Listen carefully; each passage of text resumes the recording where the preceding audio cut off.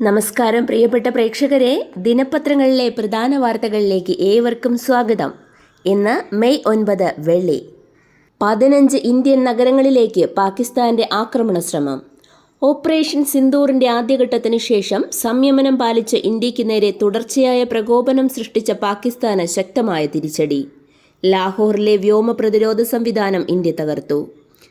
ജമ്മുവിലെ അഖ്നൂരിലും രാജസ്ഥാനിലെ ജയ്സൽമേറിലും അതിർത്തി കടന്നെത്തിയ പാകിസ്ഥാന്റെ F-16, JF-17 പോർ വിമാനങ്ങൾ വെടിവെച്ചിട്ടെന്നും ജയ്സൽമേറിൽ പാക് പൈലറ്റിനെ പിടികൂടിയെന്നും വിവരമുണ്ട്.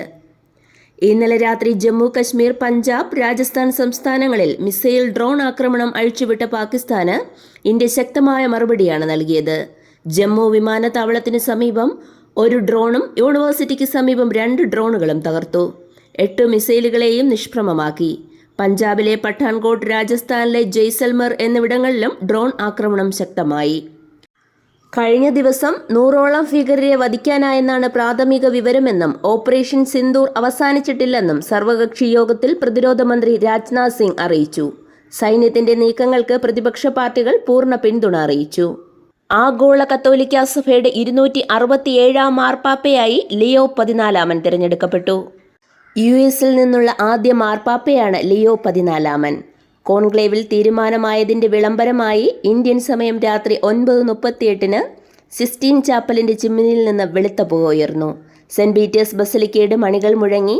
10:58 പുതിയ മാർപ്പാപ്പ ബസലിക്കയുടെ മട്ടുപ്പാവിലെത്തി വിശ്വാസികളെ അഭിസംബോധന ചെയ്തു.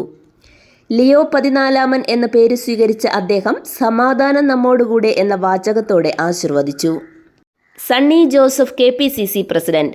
പേരുകൾ മാറിമറിഞ്ഞ അനിശ്ചിതത്വത്തിനും നാടകീയ നീക്കങ്ങൾക്കും ഒടുവിൽ AICCയുടെ പ്രഖ്യാപനമെത്തി. പേരാവൂർ MLA സണ്ണി ജോസഫ് പുതിയ KPCC പ്രസിഡന്റ്. നിലവിൽ പ്രസിഡന്റ് K സുധാകരനെ പ്രവർത്തക സമിതിയിൽ സ്ഥിരം ക്ഷണിതാവാക്കി. സ്കൂൾ കാലത്ത് KSU പ്രവർത്തകനായി തുടങ്ങി കോൺഗ്രസ് രാഷ്ട്രീയത്തിന്റെ പടികൾ കയറിയ ആളാണ് സണ്ണി ജോസഫ്. ഔദ്യോഗിക വസതിയോട് ചേർന്ന മുറിയിൽ ചാക്കുകെട്ടിൽ നോട്ടുകെട്ട് കണ്ടെത്തിയ വിവാദത്തിൽപ്പെട്ട ഡൽഹി ഹൈക്കോടതി ജഡ്ജി യശ്വന്ത് വർമ്മയെ കുറ്റവിചാരണ ചെയ്തു പുറത്താക്കാൻ സുപ്രീം കോടതി ചീഫ് ജസ്റ്റിസ് സഞ്ജീവ് ഖന്ന ശുപാർശ ചെയ്തെന്ന് വിവരം. വിവാദ സംഭവത്തിൽ ജസ്റ്റിസ് വർമ്മയ്ക്ക് പങ്കുണ്ടെന്ന റിപ്പോർട്ട് സഹിതമാണ് ശുപാർശ രാഷ്ട്രപതിക്കും പ്രധാനമന്ത്രിക്കും കൈമാറിയത്. റിപ്പോർട്ടിന്റെ അടിസ്ഥാനത്തിൽ ജസ്റ്റിസ് വർമ്മയിൽ നിന്ന് പ്രതികരണം തേടിയെങ്കിലും അദ്ദേഹം രാജിവെക്കാനോ സ്വയം വിരമിക്കാനോ തയ്യാറായില്ലെന്നും സൂചനയുണ്ട്. അനാവശ്യ ആശുപത്രി സന്ദർശനങ്ങൾ ഒഴിവാക്കണമെന്ന് ആരോഗ്യമന്ത്രി. മലപ്പുറം പെരിന്തൽമണ്ണയിലെ സ്വകാര്യ ആശുപത്രിയിൽ ചികിത്സയിലുള്ള വളാഞ്ചേരി സ്വദേശിനിയായ 42 വയസ്സുകാരിക്ക് നിപ്പ സ്ഥിരീകരിച്ചതായി മന്ത്രി വീണ ജോർജ് അറിയിച്ചു. രോഗിയുമായി അടുത്തിടപഴകിയ ഹൈറിസ്ക് വിഭാഗത്തിൽപ്പെട്ട 7 പേരുടെ സ്രവ പരിശോധനാ ഫലങ്ങൾ നെഗറ്റീവാണ്. SSLC പരീക്ഷാഫലം ഇന്ന് ഉച്ചയ്ക്ക് 3 മന്ത്രി V ശിവൻകുട്ടി പ്രഖ്യാപിക്കും. 4,26,697 വിദ്യാർത്ഥികളാണ് പരീക്ഷ എഴുതിയത്.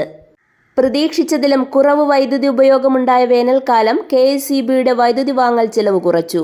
കഴിഞ്ഞ സാമ്പത്തിക വർഷം വൈദ്യുതി വാങ്ങുന്നതിൽ പ്രതീക്ഷിച്ച ചെലവുണ്ടാകാത്തതോടെ 100 കോടി രൂപയുടെയെങ്കിലും പ്രവർത്തന ലാഭം ഉണ്ടാകുമെന്നാണ് കണക്കുകൂട്ടൽ. ഇന്ത്യ ബ്രിട്ടൻ സ്വതന്ത്ര വ്യാപാര കരാർ പ്രാബല്യത്തിലാകാൻ 1 വർഷത്തിലേറെ കാത്തിരിക്കേണ്ടി വരും. കഴിഞ്ഞ ദിവസമാണ് ചർച്ചകൾ പൂർത്തിയാക്കി കരാർ അന്തിമമായത്. കരാറിലെ വ്യവസ്ഥകൾക്ക് ബ്രിട്ടീഷ് പാർലമെന്റ് അംഗീകാരം നൽകണം. ഇതിന് 12 മാസം വരെ വേണ്ടിവരാം. തുടർന്നായിരിക്കും കരാർ ഒപ്പുവെക്കുന്നതും വ്യവസ്ഥകൾ പ്രാബല്യത്തിലാവുന്നതും. കരാർ അനുസരിച്ച് ഇന്ത്യ കയറ്റുമതി ചെയ്യുന്ന ഏകദേശം 99% ഇനങ്ങൾക്കും ബ്രിട്ടൻ തീരുവ ഒഴിവാക്കും. പകരം ബ്രിട്ടനിൽ നിന്ന് ഇറക്കുമതി ചെയ്യുന്ന 90% ഉൽപ്പന്നങ്ങളുടെയും തീരുവ ഇന്ത്യ കുറയ്ക്കും. ഇന്ത്യ ബ്രിട്ടൻ വ്യാപാരം 2030 നിലവിലുള്ളതിന്റെ ഇരട്ടിയാകുമെന്നാണ് പ്രതീക്ഷ. രാജ്യത്താകെ 12 സംസ്ഥാനങ്ങളിലും ആകെയുള്ള 8 കേന്ദ്രഭരണ പ്രദേശങ്ങളിലും മണ്ണെണ്ണ വിതരണവും ഉപയോഗവും പൂർണ്ണമായി നിർത്തി.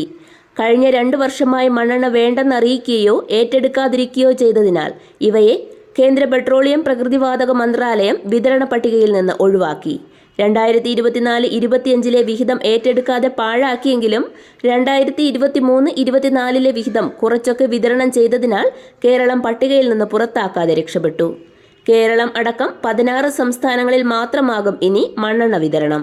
കേന്ദ്ര സർക്കാരിന്റെ പുതുക്കിയ മണ്ണെണ്ണ അലോട്ട്മെന്റ് നയം പ്രഖ്യാപിച്ചതോടെയാണ് ഈ മാറ്റം. സംസ്ഥാനത്ത് ഒറ്റപ്പെട്ട പ്രദേശങ്ങളിൽ ഇന്ന് ഇടിയോടുകൂടിയ മഴയ്ക്ക് സാധ്യത. മണിക്കൂറിൽ 50 കിലോമീറ്റർ വരെ വേഗത്തിൽ കാറ്റും ഉണ്ടായേക്കാം.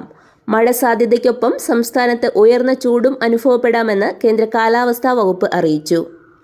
അതിർത്തി സംഘർഷം രൂക്ഷമാകുന്നതിനിടെ ധരംശാലയിലെ IPL ക്രിക്കറ്റ് മത്സരങ്ങൾ പാതിവഴിയിൽ ഉപേക്ഷിച്ചു. ഫ്ലഡ് ലൈറ്റ് അണച്ച് കാണികളെ ഒഴിപ്പിച്ചു. IPLന്റെ ഭാവി തീരുമാനിക്കാൻ ഇന്ന് പ്രത്യേക യോഗം ചേരും. ഇതോടെ ഇന്നത്തെ ദിനപത്രങ്ങളിലെ പ്രധാന വാർത്തകൾ സമാപിക്കുന്നു. നന്ദി, നമസ്കാരം.